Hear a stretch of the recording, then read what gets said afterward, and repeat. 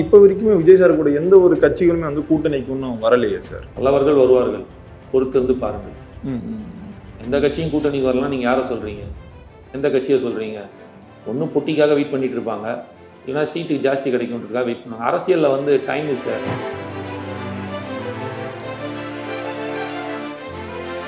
விஜய் ஆட்சி அமைக்கிறதுக்கு முன்னாடியும் கட்சி ஆரம்பிக்கிறதுக்கு முன்னாடி தமிழகம் ஃபுல்லாக போயிட்டார். அதுதான் அவர் சொன்னார், நாங்கள்லாம் ஆட்சி அமைச்சிட்டு அரசாங்கத்தை அமைச்சிட்டு வீட்டுக்குள்ளே வரல, வீட்டுக்குள்ளே போயிட்டு அரசாங்கத்தை அமைக்க போகிறோன்றார். அதுதான் கஷ்டம். அதுதான் அப்படி அந்த பாயிண்டில் பார்க்கும்போது நிச்சயமாக விஜயனுக்கு அந்த வாய்ப்புகள் நிறையா இருக்குது. 2 பேரும் வேண்டாம் சார், ரொம்ப சிம்பிள். இந்த 2 பேரும் காசு கொடுக்காம ஜெயிக்க முடியாது. ஓகே, புரிஞ்சுக்கங்க. காசு கொடுக்காம ஜெயிக்கவே முடியாது. நான் ஓப்பன் சேலஞ்ச் மறுபடியும் சொல்கிறேன், காசு கொடுக்காம இவங்களை வாக்களிக்க சொல்லுங்கள், இவங்கெல்லாம் ஜெயிக்கவே மாட்டாங்க.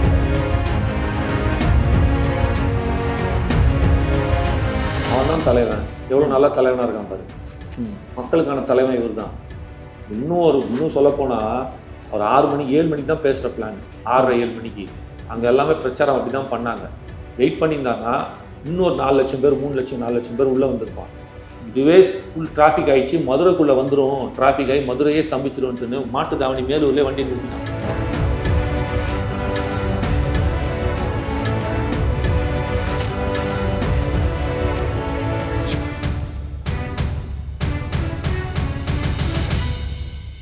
சார் வணக்கம் சார். வணக்கம் பிரதர். எப்படி சார் இருக்கீங்க?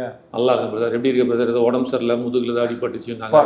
கூட மடியா வாழ்த்துக்கள். பரவாயில்ல சார், பரவாயில்ல சார். Okay sir. இப்போ இந்த 2026 தேர்தல் வந்து போட்டியே டிவிகே வர்சஸ் டிஎம்கேன்னு விஜய் சார் வந்து ரொம்பவே ஆக்கப்பூர்வமாக வந்து சொல்லியிருக்காரு. இப்போ இந்த தேர்தல் வந்து விஜய் சார் வந்து கிங்கா இருப்பாரா இல்லை கிங் மேக்கரா இருப்பாரா? ரெண்டுமே அவராக தான் இருப்பார். ஓகே. அவரை மீறி இந்த அரசியல் இந்த வாட்டி 2026 கிடையாது. கிங் ஆகிறதுக்கான வாய்ப்புகள் நிறையா இருக்கு. பட் இன்னைக்கு ஆல்ரெடி கிங் மேக்கர் ஆயிட்டாரு. அதனால தான் இந்த 2 பிரதான கட்சிகள், முதலமைச்சரும் எதிர்கட்சியும் 10 மாசத்துக்கு முன்னாடியே பிரச்சாரத்தை ஆரம்பிச்சிட்டாங்க. ஓகே. ஓரணியில் தமிழ்நாடு. இவர் என்ன சொன்னாரு? தமிழகம் காட்போம், தமிழகத்தை காப்போம், மக்களை மீட்போம். எதுக்கு சார் 10 மாசம் முன்னாடி ஆரம்பிக்கிறீங்க? அப்ப அந்த பயத்தை உண்டு பண்ணவர் அவரு. இன்னைக்கு அரசியல் பேச வைத்தவர் விஜயண்ணா. இன்னைக்கு மக்களுக்கு ஒரு புரிதலை கொண்டு வந்தவர் விஜயண்ணா. இன்னைக்கு வந்து அரசியல் ஒரு சாக்கடை, ஐ ஹேட் பாலிடிக்ஸ், இது நமக்கு தேவையில்லாததுன்னு ஒதுங்கின மக்கள். நான் வந்து யங்ஸ்டர்ஸ் சொல்ல, ஒதுங்கின மக்கள். யங்ஸ்டர்ஸ் இன்னும் ஜாஸ்தி. ஒதுங்கின பெண்கள், சீரியலை பார்த்து கொண்டிருந்த பெண்கள், தினம் எவன் செத்தானே எவன் வாழ்ந்தானே அப்படின்ட்டுன்னு அந்த அந்த சீரியலை பார்த்து கொண்டிருந்த பெண்களாக இருக்கட்டும், பசங்களாக இருக்கட்டும், சினிமாவும் பப்ஜிலையும் வீடியோ கேம்ஸ்லையும் இதுலேயும் இருந்த பெண்கள் இளைஞர்களாக இருக்கட்டும், இன்று 5 நிமிடம் முதல் 10 நிமிடம் வரை குறைந்தபட்சம், நான் சொல்கிற வீட்டில் இருக்கிற பெண்கள். இதுக்கு ஒரே உதாரணம் எங்கள் அம்மா. அரசியல்னா தெரியவே தெரியாது. வாக்களிக்கிற அன்னைக்கு யாருக்கு வாக்களிக்கணும்னு கேட்பாங்க. நேராக போய் பையன் சொல்லுவான், அப்பா ஒன்று சொல்லுவார், பையன் ஒன்று சொல்லுவார்.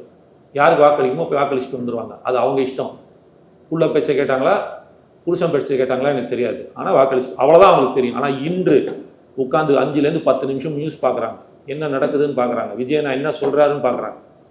இதுக்கெல்லாம் இதுதான் ஒரு சமுதாயத்தின் முதல் வெற்றி. சமுதாய மாற்றம் இருந்தால்தான் அரசியல் மாற்றமே நடக்கும். Okay sir. அதுக்கு ஒரு உதாரணம் நாங்கள் ஜல்லிக்கட்டு. அதுலேருந்து வந்தவங்க தான் நாங்கள். அந்த ஜல்லிக்கட்டு எங்கே மாறிச்சு? அரசாங்கமாக மாற்றலை, மக்கள் மாற்ற வச்சான். அவ்வளோ பெரிய ஒரு போராட்டம் தமிழகம் ஃபுல்லாக ஒரு வாரத்துக்கு நடந்து ஒரு உலகமே பார்க்க வச்சுது இல்லையா? அந்த மாதிரி இதையெல்லாம் கொண்டு வர. அப்போ இது ஆட்டோமேட்டிக்காக ஒரு change, revolution to the politics will happen. அந்த பேசு பொருள், அந்த ஃபல்கரமாக, அதை தூக்கி பிடிக்கக்கூடிய ஒரு ஃபல்கரமாக இருக்கிறாரு விஜயன். இப்போ வரைக்குமே விஜய் சார் கூட எந்த ஒரு கட்சிகளுமே வந்து கூட்டணிக்கு இன்னும் வரலையே சார். நல்லவர்கள் வருவார்கள், பொறுத்திருந்து பாருங்கள். எந்த கட்சியும் கூட்டணிக்கு வரலாம். நீங்கள் யாரை சொல்கிறீங்க? எந்த கட்சியை சொல்கிறீங்க? ஒன்றும் பொட்டிக்காக வெயிட் பண்ணிட்டு இருப்பாங்க, இல்லைன்னா சீட்டுக்கு ஜாஸ்தி கிடைக்கும்ன்றதுக்காக வெயிட் பண்ணுவாங்க. அரசியலில் வந்து டைம் இஸ் தேர். 24 மணி நேரமே ஆட்சியில் 24 மணி நேரமே அரசியலுக்கு பெரிய டைம். ஓகே. ஏன்னா ஒரு பெரிய தலைவர் சொன்னார், பழம் நழுவி பால் விழும் நேரம் வந்து விட்டது இதோ அப்படின்னாரு. சொல்லி 1/2 மணி நேரத்தில் கூட்டணியே மாறிடுச்சு. 1/2 மணி நேரத்தில் கூட்டணி மாறுது. Just 30 minutes. அவர் சொன்னி 30வது நிமிஷம் பழத்தில் பாலே உள்ள கெட்டு போச்சு, பால் போயிடுச்சு. அந்த பழம் வேற ஒரு சைடு, இந்த பால் கெட்ட போன பால்னு வேற ஒரு இடத்துக்கு போயிடுச்சு. அதனால் 1/2 மணி நேரத்துலேயே இது நடந்த விஷயம். அதனால் 24 மணி நேரம்லாம் ஒரு பெரிய விஷயம். எப்போ வேணாலும் அனௌன்ஸ்மெண்ட் பண்ணதுக்கப்புறம் கூட மாறும். எலெக்ஷன் அனௌன்ஸ்மெண்ட் வந்ததுக்கப்புறம் கூட எது வேணாலும் மாறலாம். பொட்டி பேரம் சரியாக இருந்திருக்காது, சீட்டு பிரச்சனைகள் இருந்திருக்கும், அதனால் மாற்றிப்பாங்க. அது வரைக்கும் வெயிட் பண்ணி தான் ஆகும். அந்த இப்ப விஜய் தலைமையில வந்து ஒரு கூட்டணி வந்து உருவாக்குறதுக்கு விஜய் சார்ல இருந்து ஒரு டீம் வந்து ஃபார்ம் பண்ணிட்டு இருக்காங்க. ஒண்ணு வந்து தேமுதிக வந்து இந்த கூட்டணியில போகும் அப்படின்ற மாதிரி சொல்றாங்க. அதுக்கான வாய்ப்புகள் இருக்கா? தெரியாது, நடக்கலாம். காங்கிரஸ் கூட வரலாம், காங்கிரஸ் கூட யார் வேணாலும் வரலாம். அரசியல் எது வேணாலும் நடக்கலாம் பிரதர். பாட்டாளி மக்கள் கட்சி வரலாம், விசிகா வரலாம், எந்த கட்சி வேணாலும் வரலாம். ஆனால் நல்லவன் பின்னாடி நிற்கணும்னு எவன் நினைக்கிறானோ அவெல்லாம் வருவான் அப்படின்னு நான் நம்புகிறேன். அவர்கள் மன்னிக்கணும், நல்லவன் பின்னாடி நிற்கணும்னு யார் நினைக்கிறார்களோ அவர்கள்லாம் விஜய் அண்ணா பின்னாடி வருவார்கள். உண்மையாகவே இந்த தமிழக சமுதாயத்துக்கு, இந்த தமிழ் மண்ணுக்கு, தமிழ் நாட்டுக்கு, தமிழ் மக்களுக்கு நல்லது செய்ய ஒருத்தன் வந்திருக்கான். அவனோட நானும் நின்று என் ஆதரவை தருகிறேன். நானும் அவருடன் பயணித்து இந்த தமிழக சமுதாயத்துக்கு என்னால் முடிந்த உதவிகளை செய்கிறேன்னு நாங்கள் நிற்கிறோம்ல, அந்த மாதிரி யாரெல்லாம் யோசிச்சு யாரெல்லாம் நடக்கணுன்றாங்களோ அவங்கெல்லாம் வருவாங்கன்னு நான் நம்புகிறேன். சார், இப்போ திமுக அதிமுக கூட இருக்கும்போது நிறைய சலுகைகள் வந்து கட்சிகளை வந்து பெறுறாங்க. இப்போ இதெல்லாம் விட்டுட்டு எப்படி ஒரு புது கட்சி நோக்கி வருவாங்க நம்ம எடுத்துக்கலாம் சார். அப்போ 15 லட்சம் பேர் ஏன் வந்தான்? அதான் அவ்வளோ சலுகைகள் இருக்குது, எல்லாமே இருக்குது. இருக்கு, முடிச்சிடுறேன். நீங்கள் கேட்ட கேள்வி ரொம்ப முக்கியமான கேள்வி, தெளிவான கேள்வி, நல்ல கேள்வி. என்ன 15 லட்சம் பேர் ஏன் வரான்? இவங்களாம் காசு கொடுத்தா கூப்பிட்டு வந்தாங்க? சார், இப்போ அவங்க எல்லாமே இவங்கெல்லாம் காசு கொடுத்தா கூட்டிட்டு வந்தாங்க, தானே தானே வந்தாங்க. இப்போ நீங்கள் சொல்கிறீங்க அதிமுக கட்சி ஆட்சியிலும் திமுக ஆட்சியிலையும் மிக சிறந்து இருந்துச்சு. அப்போ ஏன் சார் மாற்றி மாற்றி ஜெயிச்சாங்க? அதிமுக செயலும் திமுக, திமுகலாம் அதிமுக மாற்றி போடுறீங்க. அதிமுக சிறந்தது, நல்லது, சிறந்தது, சிறப்பா இருக்கு, மக்கள் மகிழ்ச்சியா இருக்காங்கன்னா அதே கட்சிக்கு தானே போடணும் ஓட்டு. இல்ல சார், இப்ப தமிழ்நாடுனா ரெண்டு கட்சி தான், ஒண்ணு அதிமுக கூட்டணி, இல்லைன்னா வேற இல்ல. இவ்வளவு நாள் இப்ப இருக்கு, அததான் சொல்ல வரும். அதுதான் அவங்க பயம். இவ்வளவு நாள் எங்கேயுமே இல்லை. இப்போ ஒரு குறிப்பிட்ட கட்சி எடுத்தீங்கன்னா அந்த கட்சி ஒரு மண்டலத்துல மட்டும்தான் இருக்கும். ஒரு 2-3 மாவட்டங்கள்ல இருக்கும், ஒரு மண்டலத்துல மட்டும்தான் இருக்கும். கொங்கு பெல்ட்ல மட்டும் இருக்கும், டெல்டா பெல்ட்ல மட்டும் இருக்கும், அந்த மாதிரி இருக்கும். இவர் தமிழ்நாடு ஃபுல்லா இருக்காரு. அதுதான் இவங்க பிரச்சனையே. அதனால இந்த 2 கட்சிகள் ஆட்சியில் இருந்ததுனாலையும் ஆட்சி செய்ததுனாலையும் தமிழகம் ஃபுல்லா பரவிட்டாங்க, தமிழகம் ஃபுல்லா வேரூன்றிட்டாங்க, தமிழகம் ஃபுல்லா தன் கட்சியை வளர்த்துட்டாங்க. சரியா? ஆனா மற்ற கட்சிகளால வளர்க்க முடியல.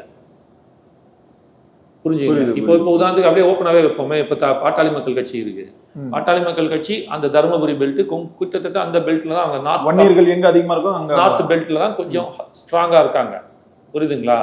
இப்போ அவங்க ஆனா மற்ற இடத்துலயும் சென்னையா இருக்கட்டும், டெல்டா பெல்ட்டா இருக்கட்டும், மதுரை பெல்ட்டா இருக்கட்டும், அந்த சைடு ராமநாதபுரம் இங்கெல்லாம் ரொம்ப வீக்கு.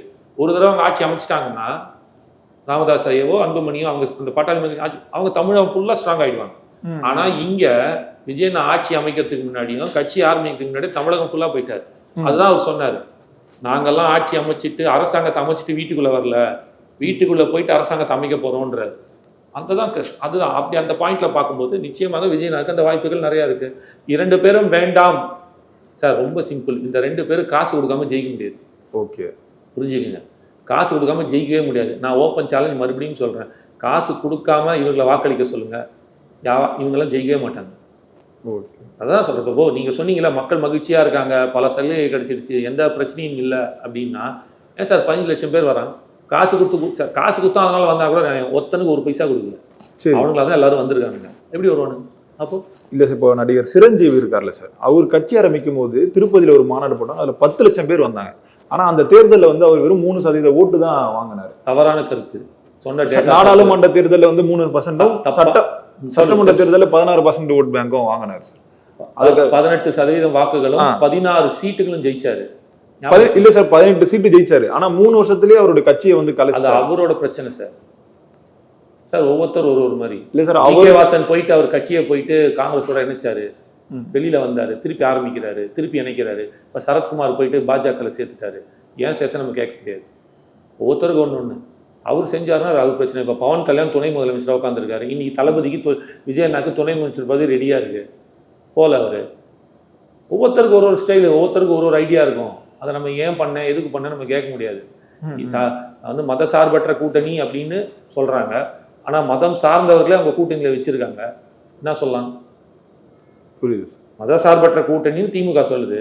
ஆனா முஸ்லீம் பேரவைக்காக கிறிஸ்துவ பேரவையும் அகில இந்திய முஸ்லீம் லீகு, ஜவஹர்லால் மகநேய மக்கள் கட்சி இவங்களெல்லாம் உள்ள வச்சிருக்காங்க. அவங்களாம் மத சார்பு. அவங்கள அங்க வந்து என்ன லட்சுமி நாராயணனும் வெங்கடேச ஐயருமா உட்காந்துருக்காங்க அந்த கட்சியில. அந்த கட்சி எதுக்கு ஆரம்பிச்சிங்க? அந்த மதத்தை சார்ந்தவர்கள் தானே அதுக்குள்ள இருக்காங்க. அப்புறம் அப்ப நீ மத சார்பற்ற கூட்டணின்னா அப்போ மதத்தை சார்ந்த மத கட்சி நடத்துறவர்கள் ஜாதி கட்சி கொங்கு வேளாளர்னு வச்சுக்கிருக்காரு. கொங்கு வேளாளர்னு சொல்லி வச்சிருக்காரு. ஈஸ்வரமூர்த்தி அவர் வந்து கொங்கு பெல்ட்ல இருக்கிறவர். அவர் ஒரு கட்சி நடத்துறாரு, அது எதை குறிக்குது? ஜாதி, அவங்களோட சமுதாயத்தை குறிக்குது, இவர்களுக்கு மதத்தை குறிக்குது. அப்போ திமுக என்ன ரெட்ட வேஷம் தானே போடுது? இவங்கெல்லாம் எல்லாம் வைக்கணும் சார், அப்போ நாங்கள் ஏற்றுக்கிறோம். மத சார்பு பாஜக மத இன்மை கூட்டணி ஹிந்துத்வான்னு சொல்லி நடத்துறீங்க, ரைட்டுங்க, அவங்கள ஒதுக்குறீங்க, ஏற்றுக்கிறோம். இவங்களாம் ஏன் வச்சிருக்கீங்க? அப்போ இந்த சமுதாய ஓட்டம் வாங்கணும்னு தானே வச்சிருக்க. ஆமாம், அவன் சமுதாயத்தை ஓட்டு வாங்குது, அவன் வச்சிருக்கான். நீ இந்த சமுதாய ஓட்டம் நீ வாங்க, நீ வச்சிருக்க. ஆனால் அதை நீ சொல்லி காமிச்சு குத்தி காட்டுற, இங்கே சொல்லாமல் இருக்கிறாங்க. 2 பேருமே அதை தான் செஞ்சுட்டு இருக்கீங்க. ஒன்றும் மாற்றுக்கிறது கிடையாது. நாங்கள் பிறப்புக்கும் எல்லா உயிருக்கும் யாரை பற்றியும் கவலைப்படாமல் வந்து நின்றுட்டு இருக்கோம். இப்போ அந்த சுற்றுப்பயணம் பற்றி சொல்லியிருந்தீங்களா சார்? விஜய் சார் வந்து சுற்றுப்பயணத்தை நோக்கி போவாருன்ட்டு ஆல்ரெடி மாநாடு நடத்தும் போதே குறிப்பிட்ட நேரத்துக்கு முன்னாடி வந்து மாநாடுலாம் முடிச்சிடாங்க. ஏன்னா கூட்டம் அதிகமாக இருக்குது, அவங்க வெயில் தாக்க முடியாதெல்லாம் அப்படின்னு சொல்கிறாங்க. இப்போ அது சுற்றுப்பயணமாக போகும்போது இன்னும் அது கம்மியாக தான். அவர் தான் மக்கள், அவன் தான் தலைவன். எவ்வளோ நல்ல தலைவனாக இருக்கான் பாரு. மக்களுக்கான தலைவன் இவர் தான். இன்னும் சொல்லப்போனால் அவர் 6 மணி 7 மணிக்கு தான் பேசுகிற பிளான். 6:30 7 மணிக்கு அங்கே எல்லாமே பிரச்சாரம் அப்படி தான் பண்ணாங்க. வெயிட் பண்ணியிருந்தாங்கன்னா இன்னொரு 4 லட்சம் பேர் 3 லட்சம் 4 லட்சம் பேர் உள்ளே வந்திருப்பான். இதுவே ஃபுல் டிராஃபிக் ஆகிடுச்சு, மதுரைக்குள்ளே வந்துடும், டிராஃபிக் ஆகி மதுரையே ஸ்தம்பிச்சிரும்ட்டுன்னு மாட்டு தாவணி மேலூர்லேயே வண்டி நிறுத்திட்டான். உள்ளே அலோவ் பண்ணல. சில பேர் வண்டி பிடிச்சி வந்தானுங்க, பஸ்ஸு ஆட்டோவில். அவர் பேச ஆரம்பிச்சிட்டாருன்னு சொல்லிட்டு அங்கேயே உட்காந்து அங்கேயே வீடியோ பார்த்துட்டு அப்படியே திரும்பிட்டாங்க. இதெல்லாம் நடந்துச்சு. கிராமத்து மக்கள் வேலை இதில் முடிச்சுட்டு, தோட்டத்தில் வேலையை முடிச்சுட்டு மாநாட்டுக்கு இன்னும் வந்திருப்பாங்க. அவர் 6 மணிக்கு மேலே ஆரம்பிச்சிருந்தாருன்னா. ஆனால் தேவையில்லை, 3 மணிக்கு ஆரம்பிப்போம். ஏன் ஆரம்பித்தார் அப்படின்னா வெயில் தாங்கலை. அங்கே நடக்க வேண்டிய கலை நிகழ்ச்சிகள், பட்டிமன்றங்கள், இந்த மாதிரியான மாநாட்டுக்கே சில விஷயங்கள் இருக்குங்களா, கருத்தரங்கள், எல்லாத்தையும் நிறுத்திட்டார். தீர்மானத்தை கூட அவர் பேசலை. ஒரே வார்த்தை சொன்னார், தீர்மானம் பேசி பிரயோஜனம் இல்லை, செயல்படுத்தணும். அதை நம்ம வந்து செயல்படுத்துவோம், அதை நோக்கி பயணிப்போம். மக்கள் என்னால் கஷ்டப்படக்கூடாது, சீக்கிரம் முடிச்சுட்டா வீட்டுக்கு போயிடுவாங்க, 1 மணிக்குள்ளே வீடு போய் சேர்ந்துட்டாங்கன்னா சேஃபு. ஏன்னா வெடிகாத்தில் தான் எப்போவுமே ஆக்சிடென்ட்ஸ் ஜாஸ்தி நடக்குது. இந்த அளவுக்கு யோசிச்சுட்டு மக்களுக்காக பேசுகிறாரு. ஆனால் இங்கே பல அரசியல் தலைவர் என்ன பண்ணுவான், தனக்கு என்னெல்லாம் மைலேஜ் எடுக்க முடியுமோ அதெல்லாம் மக்கள் செத்தாங்கன்னா வாழ்ந்தாங்கன்னு மைலேஜ் எடுக்கிற ஆள் இடத்துல இப்படி உள்டாவா மக்களுக்காக யோசிக்கிறான் பாருங்க. இவங்க தாங்க சிறந்த தலைவர். இதே மாதிரி இதுக்கு போகும்போது ஒரு பிரச்சனையும் இருக்காது பெருசாக. அதுக்கான எல்லா ரூட் மேப்ஸ் போட்டுருவாங்க, அதற்கான எல்லாத்தையுமே தெளிவாக படுத்திடுவாங்க. பிரச்சாரத்துக்கான என்னென்ன தேவை, எப்படி செய்யணுன்றதெல்லாம் தெளிவுபடுத்தி பண்ணிடுவாங்க. அது எப்படி சார் தமிழ்நாடு ஃபுல்லாக அந்த சுற்றுப்பயணம் வந்து போகுமா? ஏன்னா அங்கே சின்னதாக நடக்கிற பெருசாக நம்மளை பொறுத்த வரைக்கும் பெரிய மாநாடு, அந்த பாதுகாப்புலாம் இருக்குல்ல சார், அது இத்தனைக்கும் ஆயில்லாம் தடவுறாங்க, அது மேலே இது அப்படி இல்லை. இது வண்டி இல்லையா, இது பெரிய வண்டியில் போகிறாரு. வண்டிக்கு முன்னாடி பின்னாடி சுற்றி எல்லா பாதுகாப்பும் இருக்கும். அதற்கான பவுன்சர்ஸ் இருப்பாங்க. நீங்கள் வண்டி மேலாம் அவ்வளோ ஈஸியாக ஏறிட முடியாது. ஸோ அவங்க இப்போ ரூட் பண்ணியிருப்பாங்க, எங்கே நின்று பேசணும், எங்கே இது மூவ் ஆகணும், எந்த ஸ்பாட்ல பேசணும், எந்த ஸ்பாட்ல பேசணும், எந்த இடத்துல இறங்கணும், எப்படி போகணும் அப்படின்றது எல்லாத்தையும் பிளான் பண்ணிட்டு தான் பண்ணுவோம். அதனால இதுக்கு ஒரு பெரிய டீம் ஒர்க் பண்ணிட்டு இருக்கு. அதனாலதான் இன்னும் தள்ளி போகுது. இன்னும் கரெக்டா அவங்களால மேட்ச் பண்ணி கொண்டு வர முடியல. ஏன்னா போலீஸ் பர்மிஷன் இருக்கு. நாங்க ஒரு ஸ்பாட் விஜய் நான் இந்த இடத்துல பேசணும்னு நினைச்சா நாங்க போலீஸ் பர்மிஷன் இருக்காது. அந்த போலீஸ் பர்மிஷனை வாங்கணும். இப்போ சென்னையில நமக்கு தெரியும், ஊரா நமக்கு தெரியாதுல்ல. அது அந்தந்த டிபார்ட்மெண்ட்ல இருக்கிற அந்தந்த மாவட்ட கலெக்டருக்கும் எஸ்பிக்கு தானே தெரியும், போலீஸ் டிபார்ட்மெண்ட் தானே தெரியும். ஸோ அதுக்கு பர்மிஷன் வாங்கணும். நிறைய இஷ்யூஸ் இருக்கு. அது எல்லாத்தையும் கிளியர் பண்ணிட்டு தான் பண்ணணும். தளபதி விஜய்க்கு ஒரு பெரிய தலைவலியா இருக்கிறது வந்து சீமான். யாருக்கு தலைவலி? விஜய் நாங்க காமெடி பண்ணாதீங்க சொல்லுங்க. இல்லை சார், நிறைய விமர்சனத்தை வந்து முன்வைக்கிற தலைவலி யாருக்குங்க? சொன்னவருக்கு தாங்க, எங்களுக்கு இல்லைங்க. விஜயநாக்குலாம் கிடையாதுங்க. ஏங்க அவர் வேற எதுவும் அவர் முதல்ல சொல்லிட்டார்ல, எனக்கான ஒரு டெரிட்டரி நான் அடிச்சிட்டேன், இத்து போனது செத்து போனது வெத்து போனதை பற்றிலாம் சிங்கம் போய் அடிக்காது, அதுக்குன்னு ஒரு தரம் இருக்குதுன்ட்டார்ல. அதெல்லாம் உணர்த்திப்பட்டாச்சு, அவ்வளோதான். இதுக்கப்புறம் சீமானோட அந்த நிலைப்பாடுகள் அது ரொம்பவே மும்முரமா வந்து காட்டமா வந்து விஜய் வந்து விமர்சிப்பாருன்னு சொல்றாங்களே சார். யார் பாப்பா யார் கேட்பா? அதாவது அந்த டிவிக்கிறது தானே சொல்றீங்க. தலைவலி தலைவலி, தளபதினா தலைவலி தலைவலி, டிவிக்குனா டிவிக்கிறது. இன்ஃபேக்ட் நம்ம சீமானனுக்கு நான் வாழ்த்துக்களும் நன்றிகள் தான் சொல்லுவேன். அவர் மறைமுகமாக விஜய் நான் சப்போர்ட் தாங்க பண்ணுறாரு. தமிழ்நாட்டில் டிவி தவிர 3 முறை முதலமைச்சராக இருக்காரு. இந்தியாவுக்கே பிரதம மந்திரியாக இருக்காரு. டிவிக்கிறேன் என்ன அர்த்தம்? சொல்ல வர்றாரு, அடுத்த 3 முறை தளபதி முதலமைச்சராக, விஜய்னா முதலமைச்சராக போகிறான்றதை மறைமுகமாக சொல்கிறார். தலைவலின்றதுக்கு தலைவலி தான். யாருக்கு தலைவலி? அவர் முதலமைச்சரானவனே கொள்ளடிக்கிறவன் தலைவலி, ஊழல் செஞ்சவன் தலைவலி, லஞ்சம் வாங்கினவன் தலைவலி, அரசதிகாரி ஏமாத்துறவன் தலைவலி. இப்போ இந்த எவெல்லாம் திட்டத்தனம் பண்ணி ஃப்ராடுத்தனம் பண்ணிட்டு ஏமாற்றிட்டு சுற்றிட்டு இருக்கானோ அவனுக்கு எல்லாருக்கும் தலைவலி. அதை தான் மறைமுகமாக சொல்கிறாரு. ரொம்ப பாசிட்டிவாக யோசிக்கணும். இல்லை சார், இப்போ இன்னொரு சைடு அதை வந்து டைரக்டாக அவரால் சொல்ல முடியாது, இன்டைரக்டாக அவர் சொல்லி ஏன் சொல்ல முடியல. ஒருவேளை சீமானுக்கு வந்து விஜய் பயப்படுறாரா? சீமான் பயப்படுறாரா விஜய் பார்த்தா? சீமானை பார்த்து விஜய் பயப்படுறாரு. எதுக்கு பயப்படுது? அப்புறம் ஏன் ஒரு விமர்சனம் கூட வைக்க சார் மாட்டாரு? இப்போ நீங்க என்ன வந்து பேட்டி எடுக்கிறீங்க, ஓகே ஓகேவா? எதுக்கு எடுக்கிறீங்க? நல்லா பேசுறாரு, 4 பேர் பாக்குறாங்க அப்படின்னு எடுக்கிறீங்க. எனக்கு ஒரு குட்டி தகுதி இருக்கிறதுனால என்ன பேட்டி எடுக்கிறீங்க, கரெக்டா? ஓகே. எல்லாரையும் பேட்டி எடுப்பீங்களா? இல்ல. அப்ப நான் கேட்கட்டுமா சார், அவரை பார்த்து உங்களுக்கு பயமா சார்? ஏன் சார் அவர் நீங்க பேட்டி எடுக்க மாட்டேங்கிறீங்கன்னு சொல்லுங்க. புரியுது சார். அவரை பார்த்து உங்களுக்கு பயமா சார்? ஏன் சார் நீங்க அவர் பேட்டி எடுக்காம என்ன மட்டும் பேட்டி எடுக்கிறீங்க நான் கேட்க முடியுமா? இல்ல. ஒரு தகுதி இருக்குல்ல, அப்ப ஏன் நீங்க அவர் பேட்டி எடுக்கலாம்? அவரை தவிர்க்கிறீங்க. பயத்தினால தவிர்க்கிறீங்களா, தேவையில்லைன்னு தவிர்க்கிறீங்களா? தேவையில்லைன்னு தான் சார். எதனால தவிர்க்க? ஏன் தேவையில்லை? அந்த தகுதி அவருக்கு இல்லை, அதனால தவிர்க்கிறீங்களா? அதே தான் இங்கே. ரொம்ப சிம்பிள். அது எப்படி ஆட்சி மாற்றம் தாவேகா வர்சஸ் திமுகன்னு பேசிட்டு இருக்காங்க, எந்த இடத்த நோக்கி பயணிக்கிறாங்கன்னு இருக்கு. எதுக்கு சார் இங்கே சார் ரொம்ப சிம்பிளா சொல்றேனே, இன்னைக்கு சீமானன்னா 8% வாக்கு வாங்கி, ஒரு 8% வாக்கு வாங்கி 8% வாக்கு வாங்கியிருக்காரு. தமிழக வெற்றி கழகத்துக்கு எத்தனை % வாக்கு இருக்குன்னு இன்னைக்கு எல்லாரும் காமிக்கிறாங்க? 15% சொல்றாங்க சார் இப்போ வரைக்கும். அப்போ இதுக்கு முன்னாடி யார் இருக்கா? அந்த 15% 20%. இதே 15-20% யார் இருக்கா? அதிமுக இருக்குது. திமுக 25-30% இருக்குன்னு சொல்லுது. அப்போ ஓட்டப்பந்தயத்துல ஆல்ரெடி நீங்க தான் சொல்றீங்க, நான் சொல்ல, நீங்களே தான் சொன்னீங்க. அதனால்தான் விஜயண்ணாக்கு தாவேகாக்கு எத்தனை சதவீதம் வாக்குன்னு நான் கேட்கும்போது நீங்க தான் சொல்றீங்க. அப்ப இதுதான் ஸ்டாண்டர்டு. நானா சொல்ல, நீங்களா தான் சொல்றீங்க. அப்போ 8% மூணாவது இடத்துல இருக்குது. 15-20% கொண்ட திமுகவும் அதிமுகவும் தாவேகாவும் சமநிலையில் ஓடிட்டு இருக்குது. ஒரு 5% முன்னாடி ஓடிட்டு இருக்குது திமுக.